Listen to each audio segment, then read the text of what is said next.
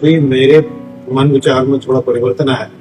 मैं उपहास का कारक बना अपने मित्रों में, अपने परिवारजनों में। मेरे अपने बच्चे भी ये मजाक करने लगे कि कहीं अभी आज का एकांतिक पड़ेगा, पीछे वाले बैच में यही चर्चा हुई जो आप प्रश्न कर रहे हो ना कि ये भाई, इस संसार में यदि तुम भगवत मार्ग में चलना चाहते हो तो तुम्हारी मजाक होगी, तुम्हारा उपहास होगा, तुम्हारी निंदा होगी। जैसे आप शुरू किए ना सतमार्ग, तो आपको दिखाई देने लगा कि परिवार के रिश्तेदार, यहां तक कि आपके बेटे भी उपहास कर रहे हैं। अब आपका सोचो कैसा हृदय लगेगा। पर नहीं, आपको समझना मेरी भक्ति रंग ला रही। अगर भक्ति में विरोध शुरू हो जाए तो समझो भक्ति रंग ला रही। तो आपकी भक्ति रंग ला रही है, आपको मुस्कुराना है, उदास नहीं होना है। हाँ, अगर आप ऐसे फिर गिर जाओगे, फिर तो गिर जाओगे बहुत बहुत। इसलिए हिम्मती बनो, हिम्मती बनो। बहुत हिम्मत की जरूरत है इसमें। निराश, आपकी तो भक्ति रंग ला रही है तो आपको तो अच्छा अनुभव होना चाहिए, प्रसन्न होना चाहिए। आप निगेटिव क्यों सोच रहे हैं कि मेरा उपहास हो रहा है? अरे भाई नहीं नहीं नहीं, ये उपहास हो रहा है, आपकी भक्ति रंग ला रही है। देखो, गलत आचरण करो, आप देखो कोई आपको नहीं रोकेगा, कोई आपका उपहास नहीं करेगा।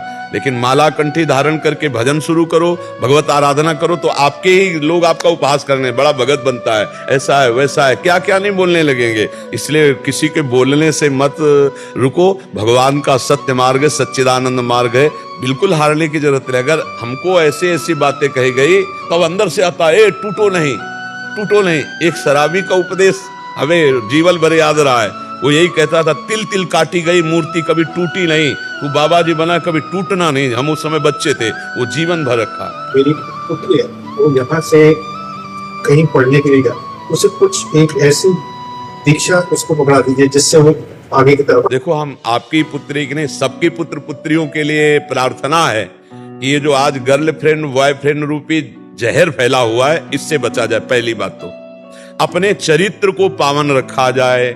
अगर चरित्र पावन नहीं है तो आपकी उन्नति की लालसाएं बाधा में पड़ जाएंगी।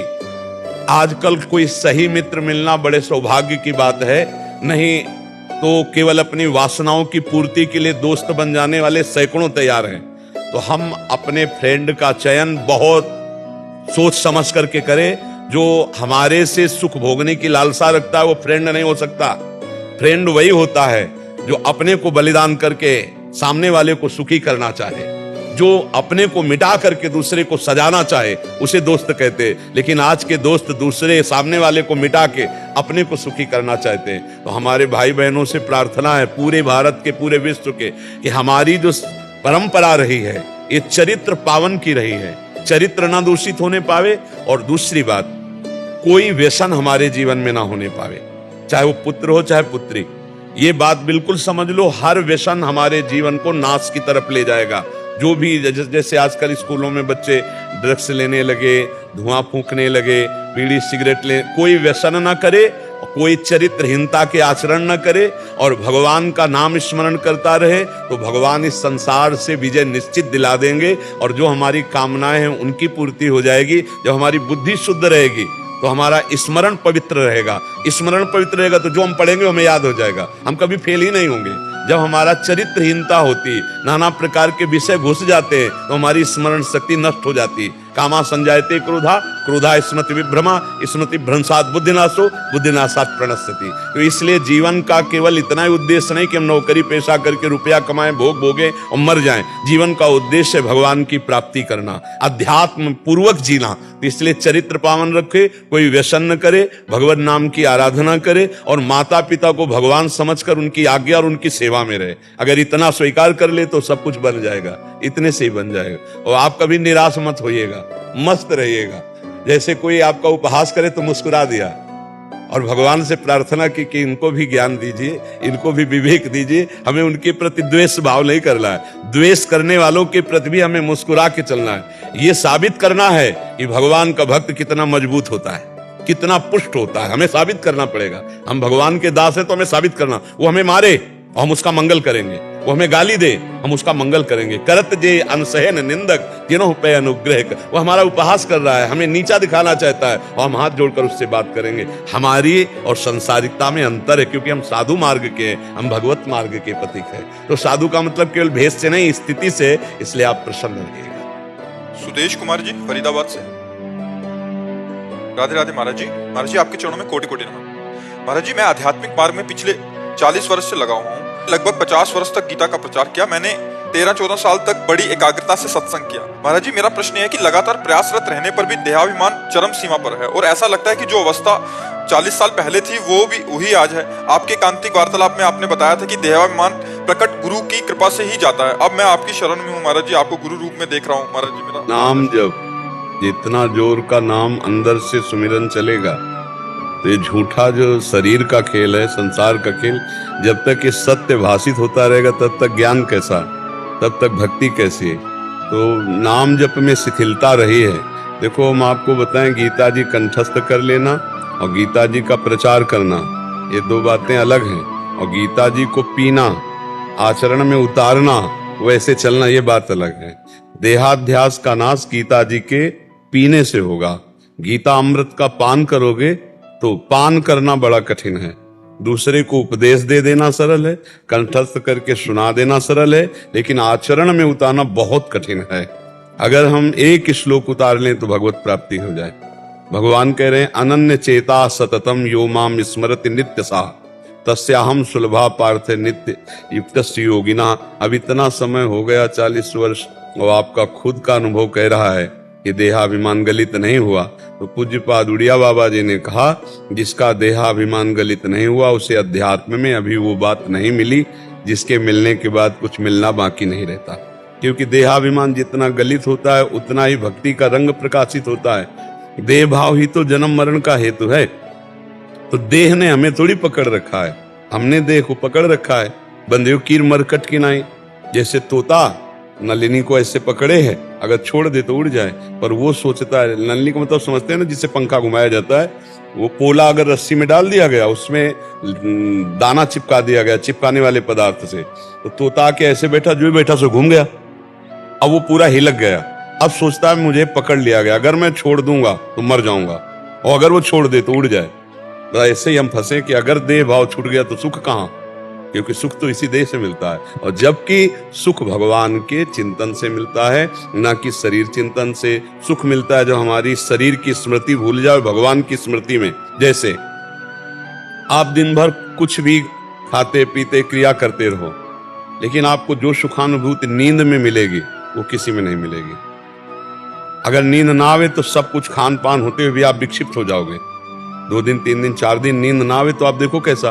तो नींद का सुख सर्वोपरि वहां हुआ कि नहीं, हर सुख। तो नींद में सुख क्या है, संसार को भूल जाना। 5 घंटे 6 घंटे संसार को भूल गए तो आप एकदम फ्रेश हो गए, आपकी इंद्रियां बलवान हो गई, आपको चैतन्यता मिली। अगर जागृत अवस्था में 1 घंटा के लिए भगवान को भूल जाओ और माया में रत हो जाओ तो कितना क्लेश अशांति है। और अगर 1 घंटा के लिए माया को भूल जाओ और भगवान में रत हो जाओ तो समाधि में स्थित हो गए। भाई यही 2 क्षेत्र हैं। हर समय हमारा चिंतन माया घसीटती है, इस चिंतन को मोड़कर भगवान में हम इसे स्थित कर दे तो हम भक्त, और माया में स्थित है तो संसारी। बस इतना अंतर है। सब शास्त्रों का सार ये है कि भगवान का सतत स्मरण और माया का विस्मरण, यही सब शास्त्रों का सार है। पर देख लो स्मरण क्या होता है, व्यक्ति वस्तु स्थान राग सामग्री भोग, यही हमें से। भगवान का चिंतन तो करना कठिन है, तो समय व्यतीत करना भगवान की आराधना का फल नहीं है। कि जैसे हमारा 50 वर्ष व्यतीत हो गया तो 50 वर्ष में अगर एक भी छेद रहा तो वो जितना हमने समेटा वो सब बह गया, अनुभव तो हुआ नहीं। तो अगर हम एक एक बूंद डालें और छेद बंद कर दें तो एक दिन तो भर ही जाएगा ना। तो ऐसे ही कहीं ना कहीं हमसे त्रुटि होती रही। जो त्रुटियां हुई हैं ईमानदारी से वो आप जानते हो, ऐसा नहीं है कि आप नहीं जानते हो। जिससे भी जो त्रुटि होती है उसको पता है, वो बहानेबाजी से भले छुपाना चाहे, लेकिन जैसे हमसे जो गलती जीवन में हुई, क्या हमको पता नहीं कि हमने अमुक जगह त्रुटि की, हमने अमुक जगह गलती की? ऐसे सबको पता है। अगर उन जानी हुई गलतियों को हम रोक दें तो अभी हमारे आनंद का सिंधु उमड़ने लगे। पर हम जानते हैं गलती, पर हमें पता है कि इस गलती में सुख है, इसलिए हम नहीं छोड़ पाते। चाहे व्यसन हो, चाहे व्यभिचार हो, चाहे कोई गंदी बात हो, चाहे कोई गंदा चिंतन हो, तो ये संसार में जो हमारा चिंतन जा रहा है उसका एक मूल कारण सुख मिलेगा। बस एक कारण है, आप देख लीजिए। अगर ये आंतरिक बातें ठीक कर ली जाएं तो पूरी गीता जी को आप पढ़ करके देखिए, कहीं भी कुछ मांग नहीं है, कहीं कोई मांग नहीं है। एक मांग भगवान की है केवल। वो ये नहीं कह रहे कि मेरे लिए मंदिर बनवाओ, मेरे लिए आप ऐसा करो, मेरे लिए ऐसा करो। गीता में भगवान कह रहे मय्येव मन आधत्स्व मयि बुद्धिम निवेश। भगवान की मांग है कि मेरे में मन बुद्धि लगा दो, मेरे में ही निवास करोगे। मन मना भो मद भक्तो माद्यादि मामनो। भगवान घुमा घुमा करके बहुत जगह वर्णन किया। कह रहे कि सर्वधर्मान परित्यज्य मामेकम शरणम। कह रहे दैवी है सा गुणमयी मम माया दुरत्या मामेव ये प्रपद्यन्ते माया मेताम। कहीं भी एक पैसे वाली बात भगवान ने नहीं की है। भगवान की प्राप्ति में पैसे की जरूरत नहीं है। अध्यात्म की प्राप्ति में पैसे की जरूरत नहीं है। अध्यात्म सुख जिसको प्राप्त है उसे पैसे की जरूरत नहीं है, सांसारिक भोगों की जरूरत नहीं। हम कहीं उल्टा हो गए हैं।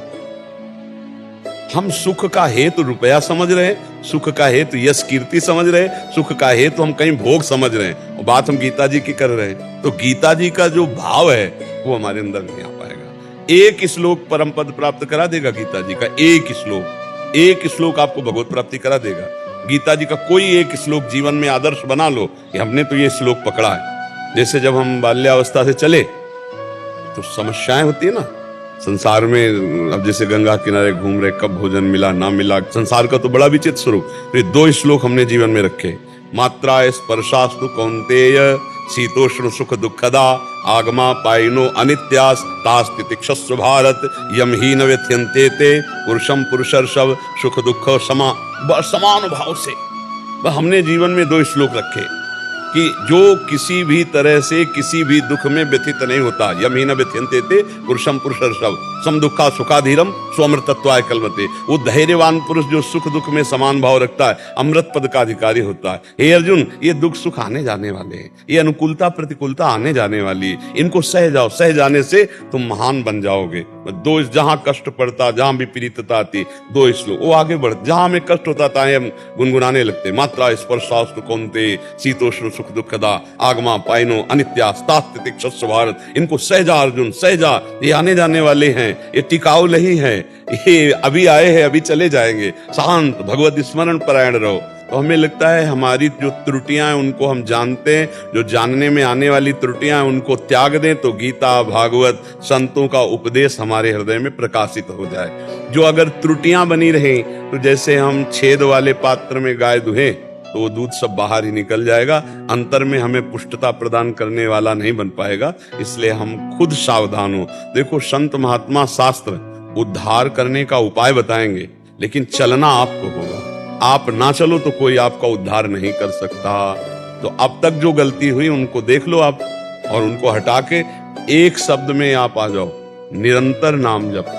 क्योंकि अब अवस्था भी वृद्धा, निरंतर नाम जप। तो आखिरी श्वास जो भी होगी उसमें नाम चल रहा है तो भगवत प्राप्ति पक्की।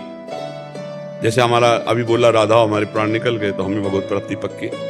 ये पक्का समझ लो। आखिरी श्वास जब हमारी भी होगी, अगर हम निरंतर अभ्यास कर रहे हैं नाम का, तो नाम चल रहा होगा तो हमें भगवत प्राप्ति हो जाएगी। देहाभिमान रहे और चाहे देहाभिमान चला जाए, अब हमसे इससे मतलब नहीं। अब हमको एक बात पकड़नी है कि नाम ना छूटे, और जहां नाम में स्मृति रही तो देह भाव पहले अब खत्म हो जाएगा। देह का चिंतन होना ही देह भाव को पुष्ट करना है, और भगवत चिंतन होना ही देह भाव को नष्ट करना है। तो अब आप चिंतन पर ध्यान दीजिए। निरंतर जो नाम प्रिय हो आपको, उस नाम को निरंतर